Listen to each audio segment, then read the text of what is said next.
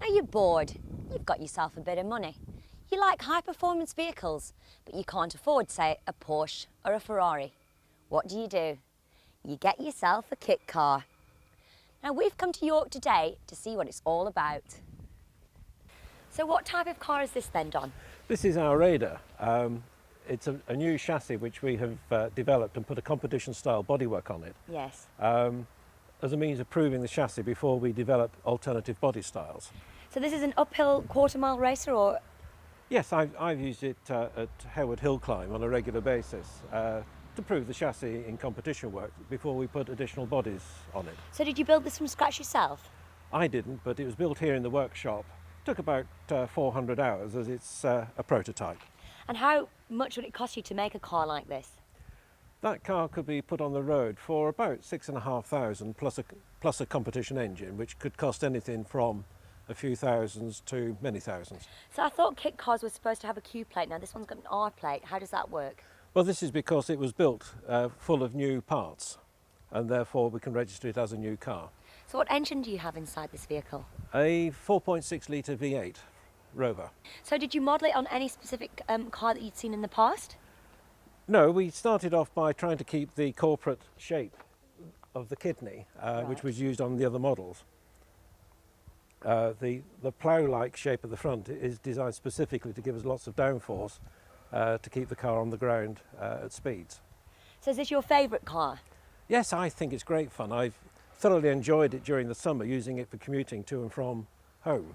Right, and would you say most of your customers like to build them themselves or vice versa? No, the majority like to build them themselves. It's part of the pleasure of having the car at the end of the day. Right, well that's fantastic. Can you tell us a little bit about this car? Because I know it has an interesting story to it. Yes, this was a car which was built for Bruce the Price is Right. Right. It was won by a woman from Birmingham who unfortunately couldn't get it into a garage and very reluctantly sold it back to us. So how long did it take you to build this car then? About 120 hours. And is this a standard model? Yes, it is a standard model. It's fitted with a 2-litre Ford engine and goes exceedingly well. So petrol-wise, does it consume a lot of petrol? No, because the car is light. Yes. It probably averages about 30 miles to the gallon. Oh, that's fantastic. Right, shall we move on to this car then? Now this car is linked to Stirling Moss and the Mille Miglia. Could you tell us about that race and the history behind this actual vehicle? Yes, this was done by a gentleman who was doing some design work for us, who thought he could change the shaping from the Romero by giving us a full depth wing. Yes. And he was inspired by some articles at that time about the Mille Miglia, and that's how we got the name and the style. Stirling Moss won the Mille Miglia in the 50s, Yes. driving a car something like this. And does Stirling Moss actually own one of these cars? Unfortunately, no, but he did sit in it at a recent show. Right. Okay, and the final car now, which I'm hoping that you're going to let me drive, is also just one of your standard models. Yes, it is. Can you tell us a little bit about it? Yes, this was our original Romero demonstrator, which was built some 2 years ago and is fitted with a Nissan 1.8 turbo, which is giving us about 200 brake horsepower to the ton. Wow. Which is a lot more than most sports cars. Right, so we're inside the workshop now of the Yorkshire Kit Cars, and what goes on? What's the main activity going on in here? Our main activity here is building and renovating cars. We obviously have a situation where we sell kits, and in this particular case, looking at the blue one here, this was a kit we sold to a customer in '93, Right. who unfortunately has not been able to finish it and has asked us to do it. Right, so generally people do start off building them, go wrong, and you sort it out. Is that the gist? Well, not go wrong, they just sort of run out of time and ask us to finish. So you've never actually had a car brought in here before that is an absolute disaster and you've had to really take it apart again and remanufacture it? Not quite, no.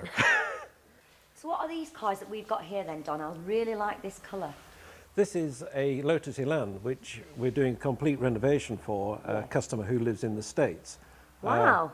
So you have customers that far afield? Yes, we do. He has asked us to do the bodywork up, complete overhaul of engine, gearbox and everything else. Yes. And we hope to ship it out to him in about 8 weeks' time. So how long have you actually had this vehicle? We've had it here about 9 months. Because I can see you don't even actually have a seat inside. Are you going to build the interior as well? Yes, we'll completely refurbish the interior, new carpets, recover the seats, etc. So how do your customers actually hear about you? Because you're based in Yorkshire, in the middle of practically nowhere. Basically reputation. We've been in business for a long time. Yes. Steve has been making and repairing kit cars for probably 16, 17 years, and obviously we've got quite a good reputation. So what got you into the business then? I met Steve when he finished a car for me.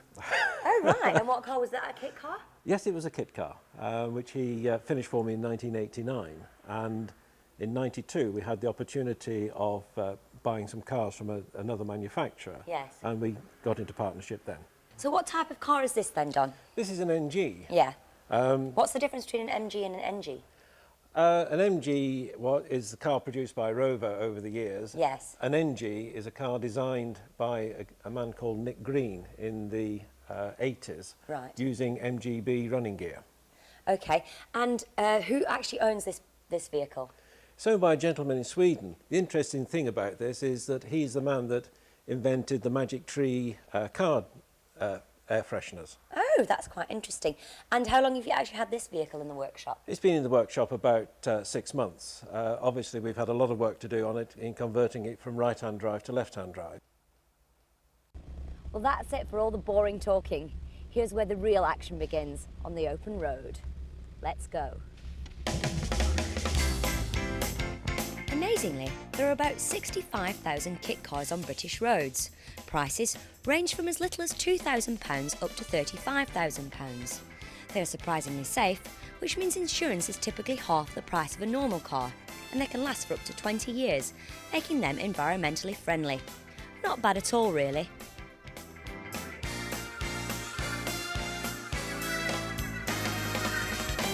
The thing about driving the Romera is it has a mighty 2-litre engine, and you can feel the power the minute you put your foot down. So it's nothing to look at inside, but for £8,000, what do you expect?